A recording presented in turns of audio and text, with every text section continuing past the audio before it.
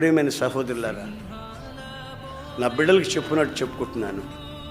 నా కన్న బిడ్డలకు చెప్పుకున్నట్టుగా నీ వ్యక్తిత్వాన్ని జాగ్రత్తగా కాపాడుకోవలసిన అవసరం ఉంది అనే సంగతి నువ్వు గుర్తుంచుకోవాలి.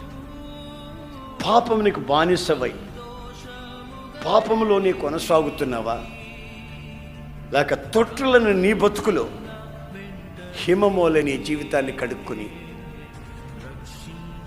ఏదియో మరుగు కాకుండా ఆయన కొరకు పవిత్రమైన జీవితం చేయాలని ఆశిస్తున్నాం.